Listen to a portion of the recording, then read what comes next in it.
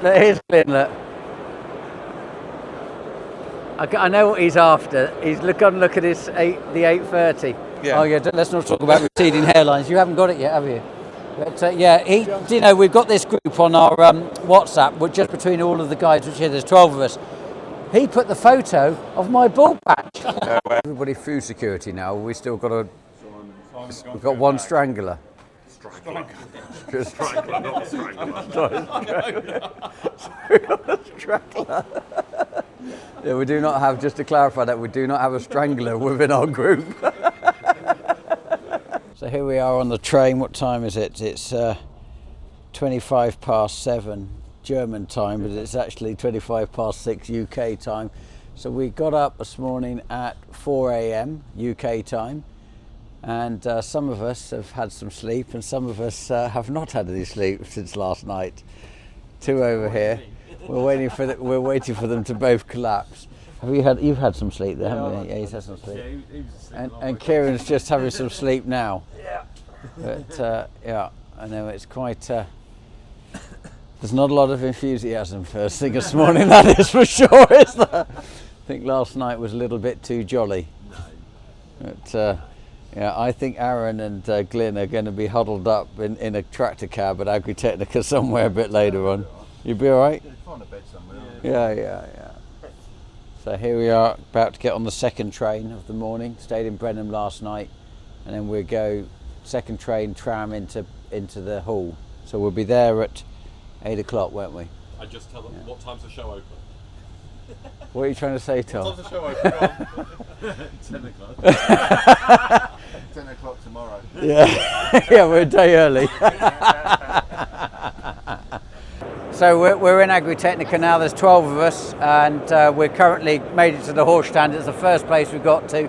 We managed to get in, which was good, because they told us that when we went to the ticket said 9 o'clock. We got here at 8. By some luck, we managed to find some exhibitor tickets through Horsch, who let us in early. So we've had an hour in here. We've just been for nearly 2 hours with Michael and Theo, and everybody talking about the sprayers, cultivations, future direction, etc. So now we're looking around this, and what an amazing event. It's a great thing to be here. And I'm told it's under 98 hectares, so 250 acres of Agritechnica's under, and it's still the world's biggest agricultural show, just to put it into perspective. So what I want to find out is how many billions of pounds worth of equipment is actually here. And Chris's father's turned up, so you can see where Chris gets his good looks from. And we were actually at college together, so just showing my age. But yeah, so we'll see what happens next. So we just made it into the John Deere stand, which is extraordinary big area. You've got all the sort of the John Deere things here, and the latest new cabs, etc., latest sprayers they're bringing out. And in the middle there looks like there's smaller sort of dealers and things in the centre. I mean, these buildings are vast, and you probably don't appreciate how big the building is, just purely because the size of the combines look quite small in terms of, you know, the area in here. But actually, if you put them in my grain stores, for example, you'd appreciate how big this shed was. But it's an epic building. I mean, it's a lovely building to have. You know, we've got in here, it's first day, and it's mostly it's more of an expensive day to get in, but we're very lucky that we've been given the tickets. But not only that, it's more of a sort of a press day to see what's being launched, and it's the best day to come on, in my opinion, because it's the quietest day in terms of footfall. It's definitely building up now. What is it? It's 10 o'clock in the morning, just gone 20 past 10, so people are flooding in. So it's good to look at some stands that typically I haven't looked at for quite a while. Do we need to go and find the man to do the deal on the 9RX? We're going to go look at that. I never saw it. I never saw the 830. It's because by the door. I wasn't here when it came on demo, so we'll go and have a look at it. Let's go find it. That's the 830 horsepower. Oh no, goes up max 913, it says on there. So I haven't physically seen it, so I'm looking forward to actually seeing what it's like inside the cab and things. I mean, traditionally John Deere have always been incredibly good at cabs, and they've got a Cockling Vector there. I don't know how wide that is. I wouldn't have thought that was wide enough for that machine. But You can only be in awe of an event like this. It's sort of, and it's warm. It's heated in here. It's actually almost too warm. There you are. Look. Here's here's Glyn. Look. I know what he's after. He's look at his the 830. Glyn. It didn't take you long, did it, to get? Yeah, I could see what you're up to. Yeah, there they are. Look, come to look at the track like magpies, those boys. Like magpies. In terms of meters, that must be 4 meters, maybe 5 meters back from the cab. I reckon from where you sat to where Toronto actually started. Yeah. That's a long way back. But it turned on for 12 metres. You could turn back on yourself on a 12, yeah. You wouldn't believe, looking at it, that it could do that, would you? Looking at the way that it's sort of... But it's... Is it physically much bigger than the 1167 when you sat in it? Lengthwise, obviously, it's longer. I think it's narrower. Oh, I see. Yeah, that makes sense. It's narrower. Cab's a lot bigger. A lot bigger. A bigger cab? Yeah. Very quiet in there as well. Yeah. The one that we had also had your tinted back window, but apparently all your like daily services you can get at on the left hand side of the bonnet. You don't have to lift the panel up, nothing. You can the air filter, oils, everything. Oh really? Yeah. Very good. Holds 2,000 litres a day. What I'm quite pleased to see is the fact that we've actually gone back to big horsepower. We've been through this peculiar stage where everybody was wanted to go down to smaller horsepower. The 8RX came out. It was all let's get rid of the 600 horsepower track. Let's all go back down to 250, 300. They bought this out, which bigger. Suddenly showing, and then like sat talking to Michael Horsch, he's talking about 18-metre equipment being the new norm. Well, you're going to need high horsepower machinery. You start talking about 18 metre. I don't know that. It's a shame they don't do it with big arms. So you can put a big plough with this. But they don't come with them. Yeah, hold on, we'll go to the best on stand. I don't know what the biggest plough they actually make is. I suspect I'm going to guess it's about 18 furrows would be the biggest they make. Have to ask them. Yeah. I mean, in terms of length, that would be an extremely long piece of kit. 18 furrows. Right, but they don't make linkage to go on these. No, they do the smaller version. There's The 3 600 horsepowers, but not which is this. same. Yeah. No point. Yeah. But yeah, I mean, the day we tried it, we couldn't actually push it because the ground was so hard. So stats wise, yeah, you never got to experience the power. No. But stats wise, against the 1167, it was all the same basically because we were just being easy with it. But Look at these boys, all revved up and excited. Oh, definitely. He's had no sleep. I've got some sleep. Did you? How long? Half an hour? Hour? An hour, yeah, okay, an hour. Okay. I was looking after this one. Yeah. So, this is James and Tom coming to you from the future on our travels through Scotland. This is the same day of upload, so I'm getting pretty nervous whether we're going to get this up on time.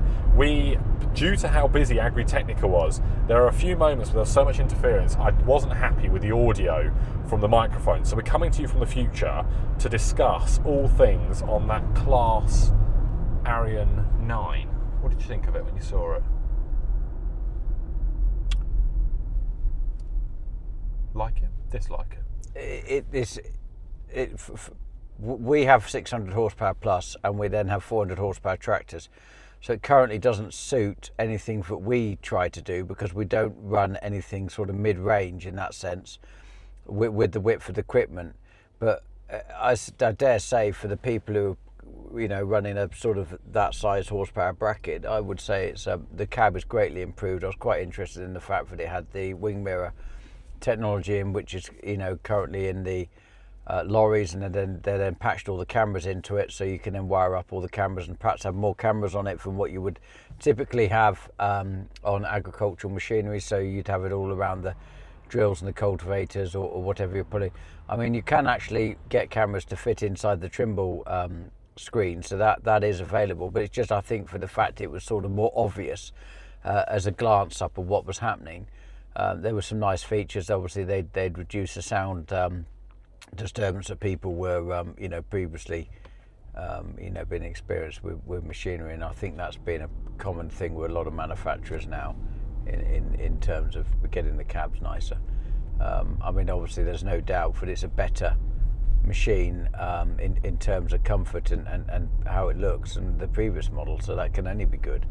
Performance wise, we did actually try one on demo a couple of years ago, and it was actually pulling the Joker and things and was going well, but nice tractors, but just 200 horsepower lower than what we're doing, so it's an unfair comparison to But for a farm that was doing 2,000 acres, who hasn't got the need for a big crawler, but also needs a bit more power than a tractor, it's kind of the perfect middle ground. Yeah, if you wanted both, you needed traction, because I dare say you'd happily use a Fendt spreader on it and that sort of thing. So yeah, it's a really good midway house. Maybe if we end up in the opportunity, we might get a chance to play with it in due course, and we'll be able to give some slightly more in-depth review and analysis. Well, we tried the big one as well. I mean, what I quite like is that there are. That's the Xerion 12 you're referring to, the 650 horsepower. Yeah. It's a good job you remember these numbers.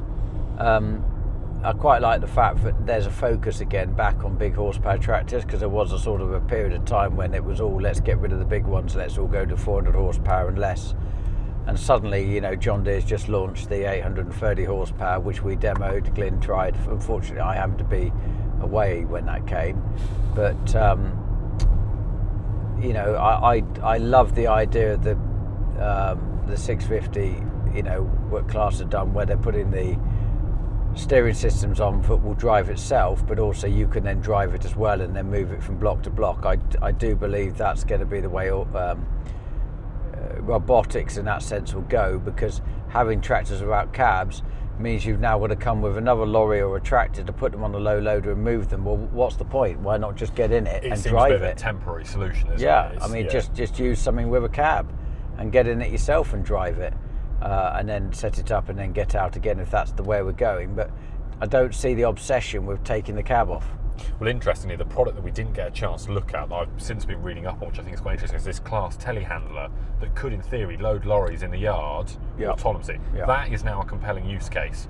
We're in a place where we can ring fence it away, get people out of it. I spoke to Trevor Tyrell about that, and actually I think that they would be keen to bring that to the yard, because the grain store being as it is, we load out of the grain store between the pipes and then tip in the pit, and then the pit would then auto load and fill the silos up, which then when the lorries came, they'd fill themselves out of the silos, and the silos will auto fill the bulk out bins.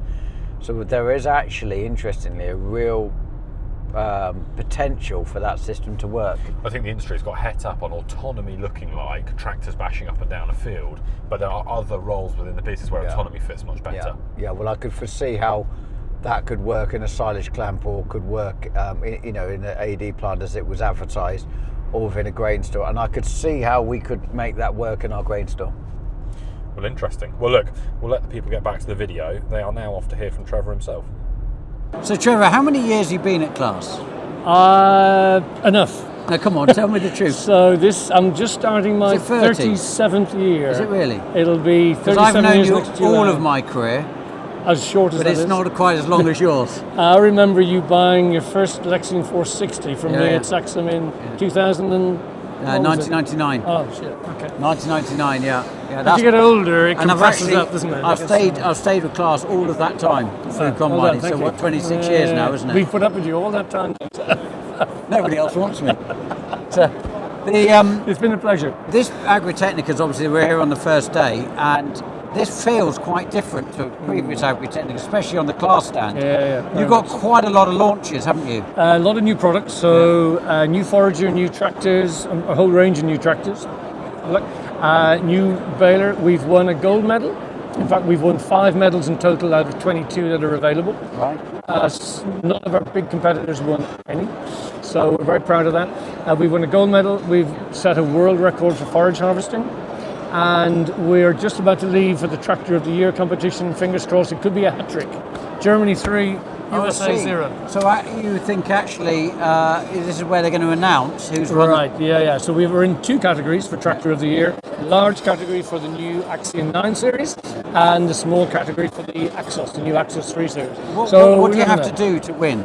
Yeah, you've got to have something that's really new, so different.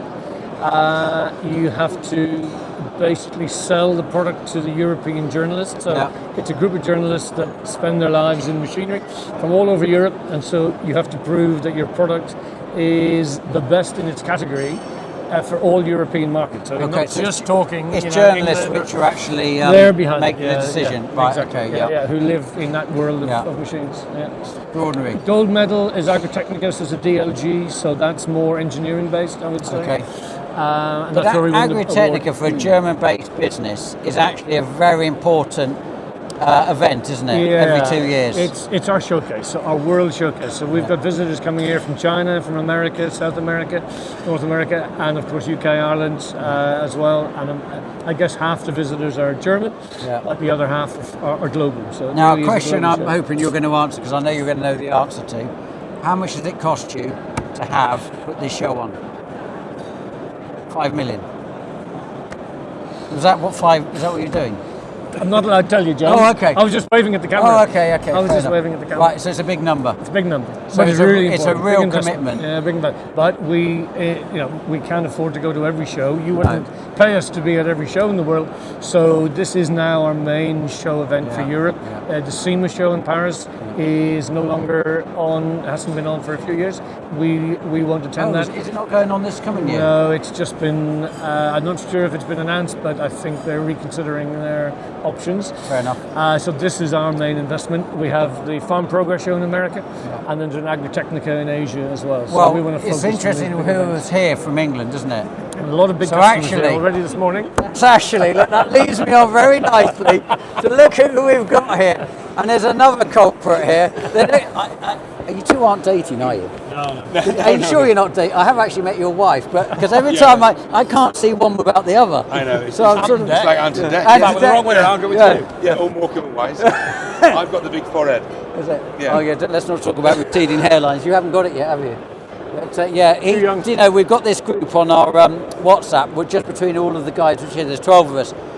He put the photo of my ball patch. No way. That's really cruel, isn't it? Is that for reference Yeah, later yeah, on? yeah, definitely. Watching it grow. I'm following the leader. Well, I'm actually thinking about going to Turkey. Oh, you? Well, You'll soon know if I got new teeth. a smile like Shergar. But this, I mean, Ollie, you've come out. Are you here for more than one day? Yeah, we're here till Wednesday, so Okay. 3.5 to 4 days. I mean, for me, this is worth the investment for me to bring all the staff to, because there's so much here. There's so much depth. Why, how many have you brought? 12 of us. Oh wow. Yeah, there's a gang of us. But to me, I've had to leave mine behind. Oh, have The you? job. Oh, okay. Oh dear. Oh, they might see know, this. yeah, Oh no, yeah. you won't let them. You ban them. You told me from watching me. So The thing about this, though, is you see things that you'd never see at home. Because there's, from across the world, there's things that you've never even heard of. Yeah. And it's just amazing to see what's going on, really. It's the component halls where you see the stuff. Because all the big stuff, I know you won in the gold medal stuff, but we'll see that in the press or we'll see it on YouTube. But you get into some of them other halls where there's components and different bits and bobs, and you think, wow, that's really neat, that. Yeah. And it might be from a dead small company from Timbuktu, but it's like, And in 3 or 4 years, you'll see it on mainline equipment. All those little bits will come eking in. And we're going to go look at the Chinese tractors, aren't we? Because that sort of just nearly Oh, ruins yeah, poor yeah. old Trevor. Exactly. We talk about that. It's a bead of sweat on Yeah. We welcome good competition, James. Yeah. Oh, very good, very good. As long as they don't get a gold medal, is that Exactly right? right. Exactly Is right. it BYT, is it? BYD. No, Build Your Tractor. Build Your Tractor. That'll do. Very good, very good. Oh, he's on fire today, isn't he? He's on fire today. We have our own factory in China. So we really build our awesome. Evian, We get the a good small deal. combine, our mini Lexion is built in China. So you're teaching them what to do. Yes, exactly. So actually, when we designed the Evian, we installed a new production line in Harzewinkel for the new Lexion. Yeah. We took out the old production line for the original Lexion and moved it to China. Because they don't have all the same emission problems, I suppose, so you can build China older 5 is stock. pretty similar today, but it's Really? more the size of the machine and the volume. So but what's the market the Evian like in combine China? is built, it's a 5-walker Lexion, basically, built on the production line that we had in Harzewinkel back in the 90s. So it's What's the market like in China? Is it a growing market? it's a changing market for sure, but a lot of contractors with very small machines that move around. that we will sell up to 100 Lexion and 200 Jaguar every year in China. So Really? Yeah, it's a good market as well. It's growing. The best fact is 52% of the world's grass goes through a Jag. Something like that. Is that right? 52% of the world's forage crops that are foraged through a forage harvester goes through a Claas. Well, 52% of the machines sold, but more goes to our machines. Yeah, so So got to be at least 75%. If you drive past some grass, there's a 60% chance probably. Harvested by Claas. And as you have more beer, Ollie, these facts are going to get Exactly. more. Yeah. As I buy him more beer. Yeah. I'm doing something with Alliance while I'm over here, shameless plug. But every 2 minutes, 15 seconds, they build an Agristar 2 Max tyre. Every Wow. 2.5 minutes. Wow. That's like Makes you phenomenal. wonder why it's so expensive.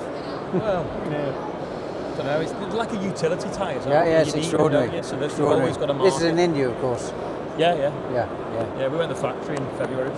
Oh, good. Well, we've got to go and do something because currently I've seen about 3 brands since I've been here, and now We've seen one. It's already Yeah, we've 12 seen one. o'clock, and you guys have been here since We've 8 been here o'clock. since 8 o'clock this morning. We haven't Yeah. gone far. Okay. Have a look at the new Axion 9 series over Yeah. at Piccadilly Circus under the big LED screen. I Okay. think you'll be impressed.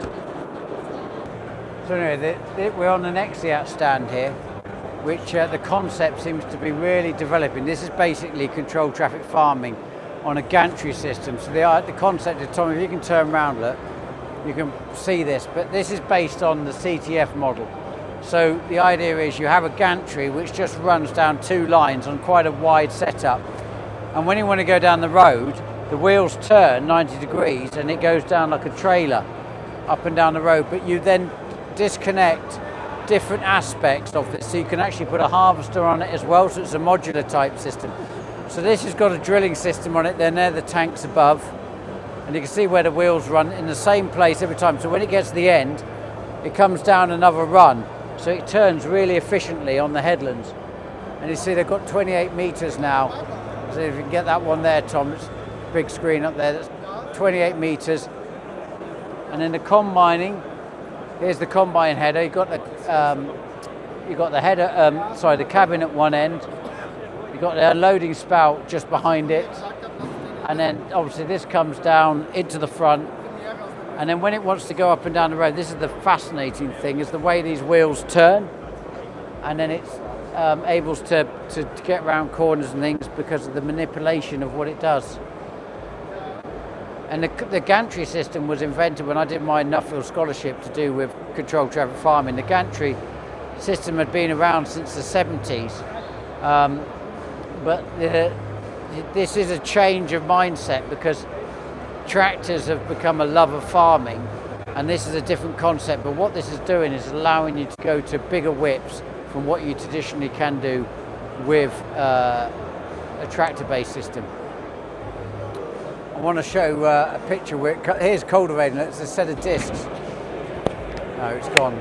Too slow. Too slow. Come up here, Tom. We've got lots of different formats, you see. There you go, disking there, and it's injecting as well. I think it had a slurry tank on it, but it keeps flicking round so quickly. But anyway, it's a concept system, and by looking at this when I was here 2 years ago, this system is developing because it looks like they're starting to come up with lots of new technology to go on them and get planters and things which will fit to work in this system. So I've found an Englishman who's actually here with his machinery.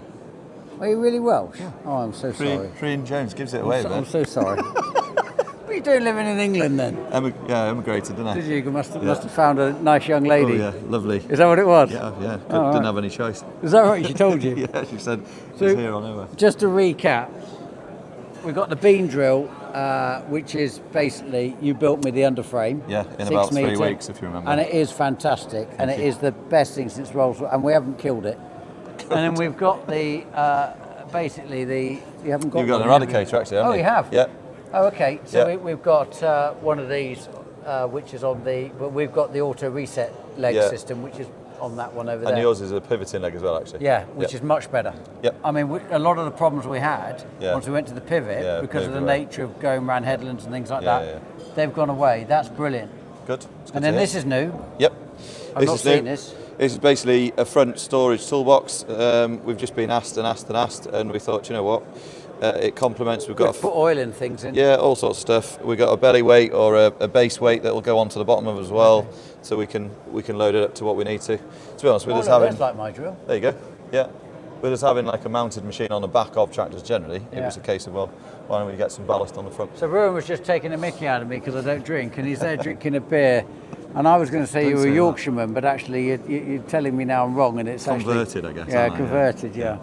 But anyway, it's nice to see some homegrown machinery at Agritechnica. Yeah. Quite an ordeal for you to get it here, I think. It's been a mission. Yeah, to be fair, we were a bit late to the party in deciding to come, but I think export is growing for us at the end of the day. So it was a case of let's go. Interesting, I saw Jeff Claydon in the airport, and he was telling me that he came to, in 2011, I think I'm right in saying this, to Agritechnica, and now he's in 30 international countries. Yeah, I can imagine, on the back of coming to events like this. Yeah, no, I can imagine that. And for us as well, I think we're just hoping that we can grow via a dealer network, importers, etc. in the same sort of manner. We've got a good amount of machines growing in Germany, France, and a lot of the European countries, funny enough. But we're just trying to expand that, I guess, is what we're doing. Well, you're in the Claas network now, aren't you? That's one way I'd buy the machinery now, isn't it? Yeah, exactly. Yeah. So you've got a Claas network, obviously in Europe. You perhaps could tap into. That's it. Yeah, we're having conversations, and this week will be quite interesting. Hopefully we'll have a good week. That's the main thing, isn't it? I'm sure you will. Well, if you carry on drinking beer like that, I don't know if you'll be any good by the end of it. Don't bloody say that. Well, I hope you have a good show. Thank you. Hey, good to see you as well. And I've been completely useless. I've got about 12 sheds to get round, and I think I'm in the third one now. Is that right, Tom? Yeah, Tom's nodding. You're in the third one. And you're quite popular within our family, actually, because I don't know if you remember that you did me a little video for future brother-in-law, and he still hasn't done it. Is he still the future? He's still there, Yeah. He'll love that. Yeah. Very good. This is Colonel Mustard. It is Colonel, isn't it? Is that what you call yourself, Colonel Mustard? And the living legend that is James Peck. And in my own lunchtime. And in his own lunchtime and bath time. So Michael farms in Forney. And North Cambridgeshire. You own most of Forney, don't you? No, not all of it. No, there's a few refusers. Yeah. And anyway, it's nice to see you on the Agrifac stand. And we just come to look at what's happening. So it's an extraordinary place, isn't it, Agritechnica? Yeah, this is my 14th Agritechnica. First came in '97. Oh, crumbs. And I've been bringing the team off the farm now for 28 years. No, not quite. No. I think we go back into the early noughties on that. Yeah. But they'll correct me. But it is. I think you come for inspiration. Yeah, I've got the whole lot. There's 12 of us here. Yeah, and you just go back a bit more enthused about what you do, no matter how difficult commodity markets, whatever. It's all about looking to the future and what can you do different and better and I agree with you. More economical, don't you think? Yeah. And it's interesting to see what Agrifac are doing here. Our machine's 9 years old, coming up to 10. Have to replace it at some point. I think you have to look at everything, don't you? Because there's so much change. I mean, this has got technology of cameras on it. Yeah. So that's the spot spraying. That's going to be forever going to get more important. And there's really interesting. There's a Czech firm over there working with Amazon on spot spraying individually in picking out sugar beet plants and things, which looks really fascinating. Yeah. Because you're no longer the leader of sugar beet. No, I handed over to Kit Patworth back in March, and Simon Smith still there. He's out with some of his team on the trip. So how long were you with were you on the sugar beet board? It was a long time, wasn't it? I did 11 years on sugar board, of which I was about 8 or 9 as chairman. Yeah. Okay. Yeah. Back when I had an illustrious career with sugar beet. Yes, you did have a little dabble in sugar beet. Yeah. And of course, hopefully we'll see some of your team next Friday at the English Mustard Growers AGM. I think I'm in Trinidad. I'm in Trinidad until next Friday. Yeah. Oh, Trinidad. Yeah. Are you farming out there? No. Holiday? I'm going to go. No, definitely not. I wouldn't go to Trinidad. I was going Tobago's nice. I'm going to look at. Have you been? Tobago, a long while ago. Okay. 30 years ago. Okay, we're going to look at fertiliser being made. Are you? That's interesting. Oh. Yeah. So this is interesting which English farmers I keep bumping into. There's quite a lot. There is, isn't there? Yeah. Considering it's the first day and it's sort of like the press day.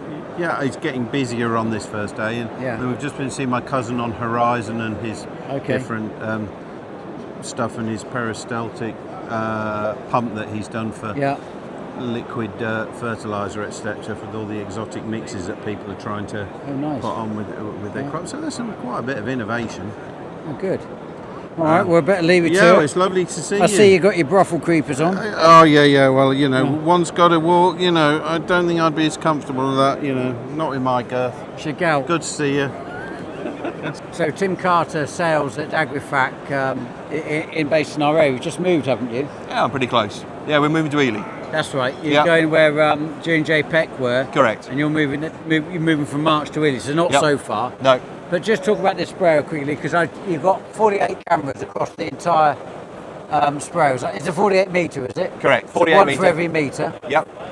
So we're a camera for every metre, so that if you're in row crops, you've still got good visibility between the rows. Yeah. But 25 centimetre nozzles. Correct. Okay. Yeah. So tell me exactly what these cameras are doing. So this camera system is capable of doing green on brown applications. Yeah. So if you're in a stubble field, It's spraying Roundup basically. Correct. So it's controlled in individual nozzles or banks of 4? Individual nozzles. Even though it's one camera per metre, Correct. it's still controlling individuals. Correct. Okay. Yep. So we do 25 centimetre width spacing, and we do cell lengths of 35 centimetres long. Okay. So this system is capable of doing green on brown, which is after combinable crops or something else, or And whose pre system crops. is it? It's our own. So it's in-house designed, Yeah. in-house built. And then for green on green applications, we can do sugar beet, soybeans, maize, sunflowers, rapeseed, and grass. Keep walking round, Tom, round And a the few square. others. Just get a general, the size of it is as much as any. So it's 8,000 litres, Yep. 48 metre. Now, what's the biggest boom you make of this sort of configuration? 56. So you're doing a 56, okay. Yeah. At the moment, for camera systems, the biggest we'll go is 50 Okay. because of weight. But we will go larger in future, I'm sure. I would imagine the cameras in time will get smaller, won't they? Hopefully, yeah. But the key is with our camera system is that there's no controllers down the boom. The controller is all at the back of the sprayer. So what's the productivity of you moving to this system? Is this a reduction? 30%, 20% of chemical, 50%? What's the theory? It depends on the crop. It depends if you're on sugar beet or maize or something else. But ultimately, the key is to reduce chemicals for sure. Okay. By any percentage we can. Okay. So generally, the first application would be closer to a broadcast spray. But as time goes on, there's less weeds in the crop. Yeah. That's where the savings are large. But you would only typically use this on a herbicide-based program then? Yeah. Okay. Yeah. Yeah. Interesting. But I mean, as this technology develops, it may be the programs get written. Other things. Yeah. And can the cameras have anything to do with nitrogen? No, not at the moment. Okay, but is that sort of a consideration for the future? Certainly thinking about it. Yeah, that would make sense. It's a topic of conversation. I know at the moment you can have systems, but you've got 48 metres. They are predominantly only looking from the cab, aren't they? Yeah, so you only see 12 metres each way. So if you could actually suddenly get this to do with green area or however you're going to do it, actually, I could foresee that, using these sprayers are going to be what are they going to be doing? 3,000 hectares, they're going to be doing big numbers, aren't they, these type of sprayers? Exactly. And instead of then just doing weed identification, it's then doing crop health, everything as well. So it's actually more of a crop scanner every time on every pass. And Agrifac, just remind me, is it a Dutch company? Dutch company. Yeah, and who owns it? Excel, isn't Excel it? Industries. Yeah. And is an Excel a family-based business, or is Excel a like a consortium? Family. It's family, is it? Still family. Okay. Yeah. And they also make the Holmer sugar beet harvesters, is that right? Yeah, they do. Okay. And so the camera system is one of our sister companies within the Excel group. Okay. So we work very closely together. Yeah. And they're ultimately an agronomy-based company. Yeah. Which is the right thing for cameras. Now, a typical sprayer that somebody like me would buy, would they actually be of this configuration, this high up? Or no. Is this for maize or something? So this one's actually on a lifted leg kit, which is for the Australian market. So generally, it'll be a little bit lower. Okay. Yeah. Because I don't actually have anything that I would need to be this high. Yeah. In my applications. But you've now got the 900 tyre. Yeah. Which I think, personally, from my experience of the 900s we've now got, is a necessity, because the heavier the sprayers, the bigger the ruts. Yep. The greater the work you create further down, harvesting issues. Yep. Obviously, trying to fight with ruts, then having to deal with the damage it's doing to the soil and getting down towards land drains. Yeah. And then also the work you're having to do afterwards to get rid of the tram lines. Yeah, you haven't got to work as hard to clear up. But we are always roughly a 1.35 metre clearance, even on a so a standard yours are machine. traditionally very high. Generally, Yeah, okay. It's stable because of the chassis. Yeah. And what about coming in and out on the wheels? Yep, all of our machines are variable track width. Oh, from the cab? From the cab on a central spine. Okay. So this big bar here, Yeah. that is the... So okay. this is the right chassis, the other one's the left. So it moves in and out on this bar. Okay. Really simple. Crumbs, is that the only point it's actually connected on? Yep, just this. Wow. Yeah. I know. Wow. I know. You would think that they wouldn't be able to, it would sort of, crumbs, and this is what's This is just a fulfill hose. Huh. Storage. Right, okay. Yeah, so this is the central spine of the machine.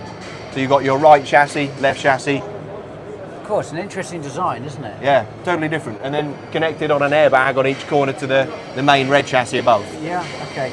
So this is going out like a scissor? Yeah, is that just right? just like this. Okay. Yeah, interesting. Yeah. Just a headline number, what sort of money is a sprayer like this? It depends on camera systems and What's it start with? Just and give me a everything. number it starts with.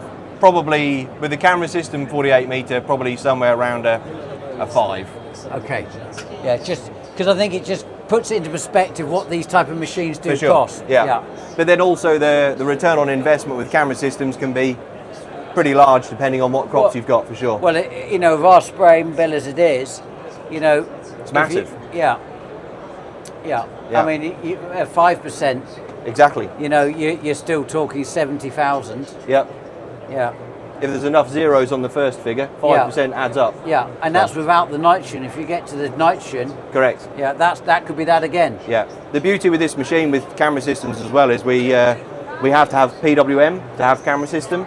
Okay. And with PWM, you can then have an individual nozzle rate.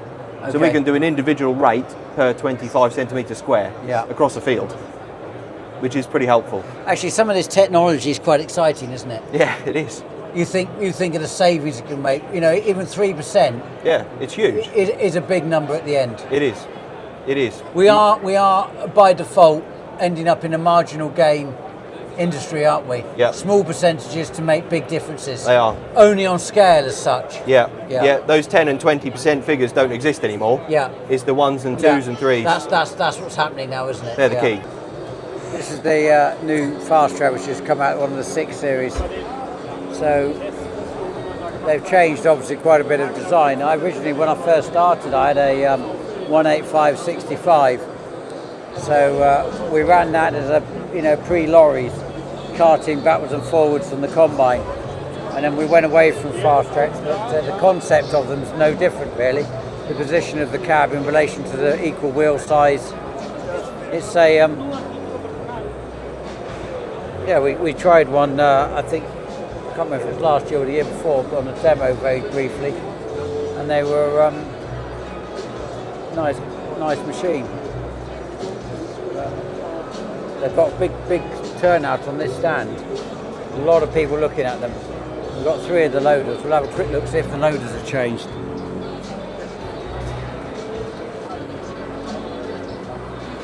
Tom, I don't know if you can get in the cab like now. Yeah, go on, you run up the stairs. Right.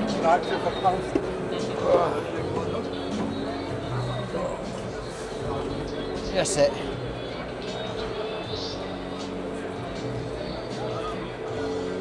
Yeah, so it's not, Vario, nice control panel. I mean, they're a smart, comfortable looking tractor. For the logistical type role, I would think they're ideal. Would you buy one?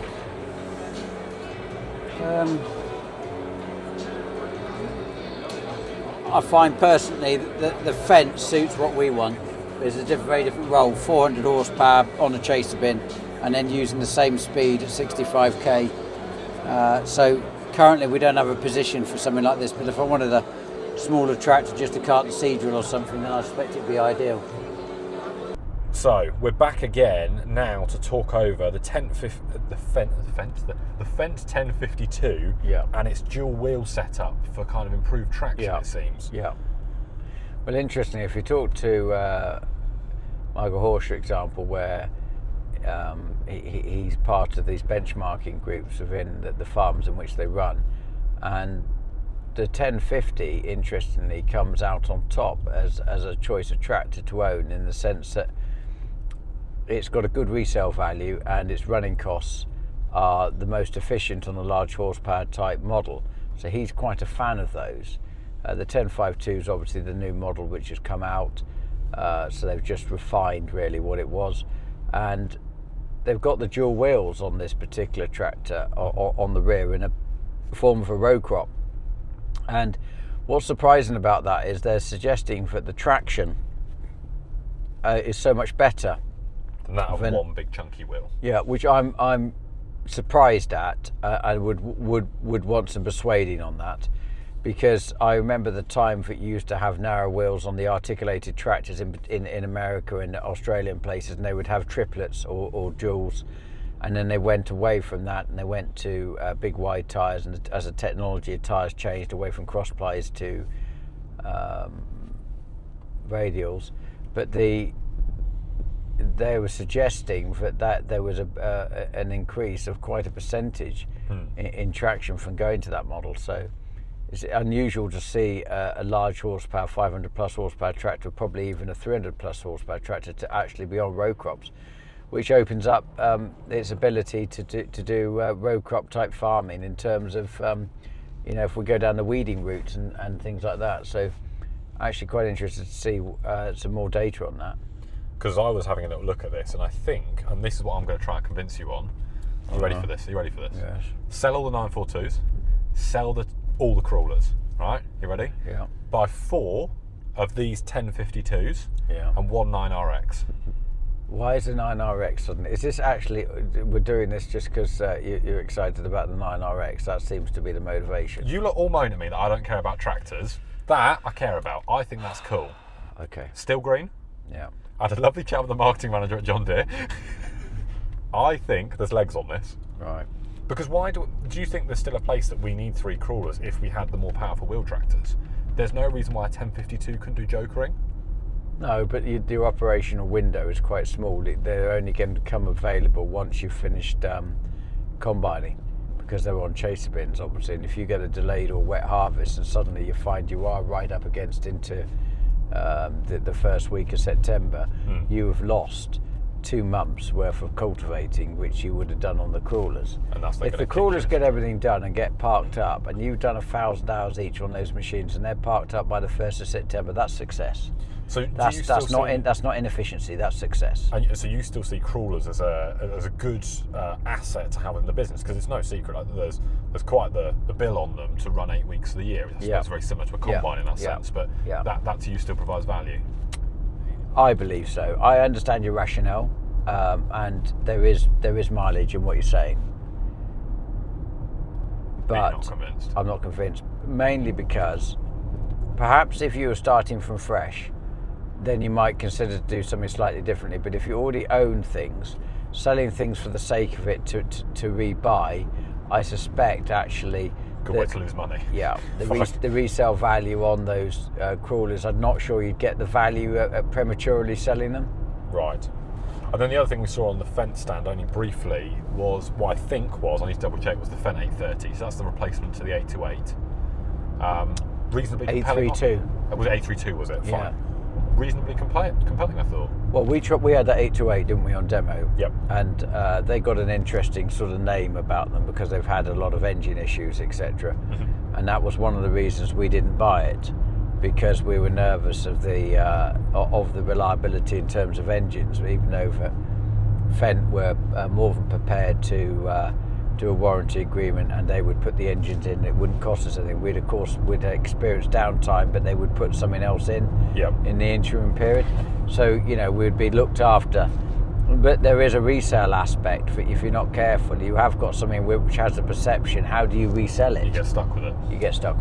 So the 832, I think, as long as it doesn't long as they've got away from those issues, then actually that there is a mid-sized tractor of between that 7 Series and 9 Series, which has got justification. We didn't need a 9 Series to tow that fuel bowser, and I don't think we wanted the 7 Series. I think we wanted something with a bit more go in it.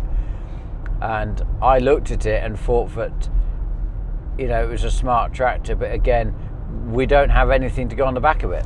And again, it's an item that we literally would be buying and financing for 12 months. Fit to use for 12 weeks at most. Use 12 weeks. Yeah. And this is all in conversation of replacement of what was formerly the Unimog's role. Unimog That's being correct. Yeah, 150 grand, this being 300 maybe? I don't know, I wouldn't like to say, but that JCB... the new fast track. The new fast track, that equally could serve the same role for, with that 832 or 828 would do. But so could that 4 Series fast track. I don't think we'd need the full-size big one if it is just a case of putting the thing. Hold on a second. I mean, things are changing around here. You sit with me for 2 years, and not even 2 years, is it? It's like a haunting for me. And suddenly, look at you, the farming. If I don't pick anything up, we're useless, eh? Yeah. But are we in the market for any new tractors as it stands? Are you considering replacing the 942s? Are they in the replacement windows or no? Not this year. Okay. No, they're all fresh. Actually, we were the only thing I think that, you know, we perhaps would look to be persuaded on would be a forklift to change one of the 3. And that's where that Claas thing could come in. As yeah, a I actually would like to research that, even if it's not for a few years. I'm interested in if that is probable or whether actually we're not quite there, because that's the problem with a lot of this technology, but it sounds great until you get into the depth of it, and then it's not quite there. Well, I'd be intrigued to know the cost on the forklift, because following on from this, we obviously went and saw Trimble, and obviously that system, so the Trimble system for background now will let, in theory, a combine be the master unit to the slave of a chaser bin. However, as a setup, it's £55,000 or $55,000. And then a $15,000 a year subscription. A year, that was the frightening bit. And obviously we're timesing that by 4. Correct, and actually we wouldn't spend that on a chaser bin operator for the season, so in the subscription. So my point is, well, it hasn't solved the problem, because once it gets to the lorries, somebody else has got to load it, jump on it to unload it, and someone else has got to go on it to move it to the next farm or whatever. The only person it could possibly work with, and this would be tricky, is Paul. If he's running the lorries from the field, could we teach him how to use it? Yeah, of course. So he'd have to unload all 4 chaser bins. As they queue up in a line. I'm not being funny, but he'd be on and off, on and off, on and off. That's relentless. That is relentless. Yeah, that's hard work. And then, the privilege and then of how? 60 grand. But how are we moving all 4 to the next farm, which is 30 miles away, for example? Useless. Yeah. So where are all these extra people? And then you've got combines stood waiting for tractors to get to them. This has legs, but not in its current form. Well, as I understand it, John Deere are actually well ahead of this. This system of controlling the chaser bin is already something that people can do. But equally... You sound like you're becoming a bit of a John Deere man, No, James. I just recognise where people have already achieved things. But at the moment, whether a man drives it or the machine drives it, we're currently not having spilled crops. We're not having the problems we're not trying to solve a problem at the moment, because we don't have the problem. We've got a robust system. We're chasing technology that's new that will have problems. Yeah. So we're effectively opting to pay to break something. Yeah. Yeah. I don't think currently that they're offering anything. I was slightly disappointed when I went to the Trimble stand, because obviously when I first started controlled traffic farming, I was there in when was it, 2010, and some of the points I asked them about, I've been asking them about since 2010, and they still today aren't any further forward, and we're 2025. I was really disappointed in that. What could be interesting though is, now that Trimble is part of AGCO, how the integration with Fendt products could come in future years, when it's wound itself up a bit and got going, could be interesting.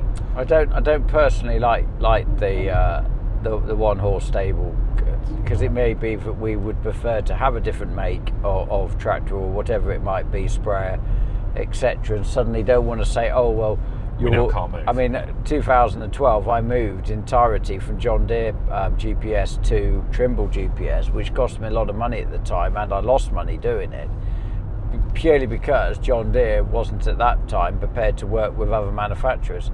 But I didn't want to be shoehorned into having one. Yeah. And I don't think, and it wouldn't suit my personality now, to actually adopt this, oh, you're going to be shoehorned in and that's it, and you're only at the beck and call of what they're going to produce and do.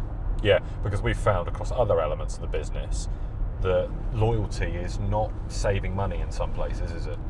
Unfortunately not, and it's a bit of a shock actually when your entire personality and also your business model is based on that, and then if you suddenly find that actually that these creeping 5% rises have started to compile in quite a chunky way, haven't they? Yeah. I mean, the 20%, just to put that into perspective, I mean, that's effectively the theme for the year, which as we're going around I talk about on these talks, is the difference between us losing money and making money. Yeah. And actually making good money and putting us in a very different place. That's how important we need to focus on. Look at this, Tom, for all these wind turbines. I mean, there must be best part of 35 wind turbines there. Can we get some wind turbines to support the Grain store solar effort? When I asked people who lived nearby what they thought about it, it was a bit of a 50-50. Some people supported the concept of wind turbines and some didn't. And I decided not to pursue it, even though I really would like one. I actually quite enjoy watching them turn. I think if I was to look at it and work out that each revolution was 3p or something, I'd be sitting there going 6, 9, 12. I'd enjoy that, but the people get very, the NIMBY, if one for a better word, and then that could create me other planning problems. Do they require planning? Are they Yes. considered permanent structures? Yes. Right. Yeah. Yeah. Cool. Well done. It's currently half past 11 at night. We've been up since 5 a.m. James decided he's going to treat the remaining soldiers, being Simon and I. The survivors. The survivors, because the other part-timers are in bed. Are in bed, or in places they shouldn't be. What's the review then for James's first McDonald's? It's revolting, quite frankly. 8:30 on the Monday morning of the 10th, and it's been a big push. So Saturday afternoon we got here, went out for dinner, show all day. We've done over 30,000 steps, Sandy said this morning. Sandy's done 30,000 steps. You were sat in a hospitality lounge. I'm not sure that's true. That's deeply unfair. It's deeply unfair. Right, if you show me how to do it on my phone, I will look it up for myself. Yeah, I'll do that. Or you right, you do that. And we had a wonderful time. I think that. Did you enjoy it, chaps? Yeah, brilliant. Yeah, I think that it's a great thing to do. It's an extraordinary show. The scale of it is extraordinary. What did you think, Simon? Your first time actually going to a show like this, wasn't it? Yeah, it was brilliant. Lots of positivity, I'd say. Yeah. Innovation, technology. Yeah. Well, Europe is in a slightly different place to the UK in terms of positivity, because of course they're still on a subsidy basis, in Europe, whereas it's the UK that's been really punished for continuing to farm. But that aside, it's is everybody food security now? We still got we've got one strangler. Strangler, not strangler. Strangler. Yeah, we do not have, just to clarify that, we do not have a strangler within our group. I'll show the ladies and gentlemen something. Yeah. What are you looking at? Whoa, what are you doing? What's that? Oh, okay. 15,000 steps. Hold on. It's all the time in hospitality. No, because you need to measure me in meters, because I take I take big strides. Big strides. That's why. Well, it's a dramatic improvement from the highlights of my normal life, which is 4,000. That's to the workshop and back. Office to house. Yeah. Come on, let's see yours then. Who's got a? Asking your staff, let's see yours, isn't a great claim, is it? Well, how do you get to the steps? Go on your health out. Yes, you made great things about. I walked every room. Yeah, this is good. Now this is I don't think I've set up the health app. Oh, don't you worry, backdates, you give that a hit. I can help you with that, female. Boom. What number's that? What number was that? What was that? Okay, all right. Right, I must have left mine somewhere. I must have left it somewhere. So yesterday morning, we must just tell a small story. We got a naughty boy with us, haven't we, Sandy? How did we get in yesterday morning?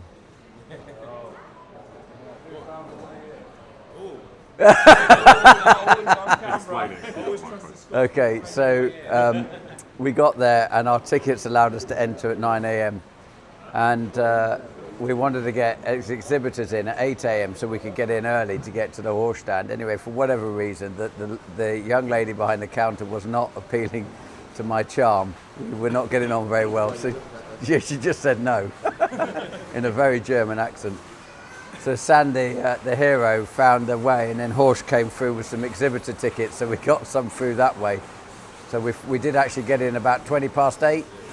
Yeah, so we got a good 40 minutes before the Great Unwashed got in, which was great. Tom's pulled a face now.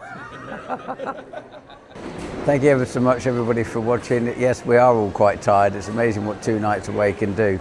But tonight I've got to go to Holt to the NFU to a dinner there. Then tomorrow I've got Savills coming for a morning conference, and then we've got in the afternoon we've got to drive up to Lincolnshire, ready to give a talk. No, not Lincolnshire, sorry, Scotland, much higher up, sorry. Scotland to give a talk there, so we've got quite a lot on, 3 days in Scotland, so it's been a good time, spending some time with the guys, and I hope they all enjoyed it. All the best, bye bye.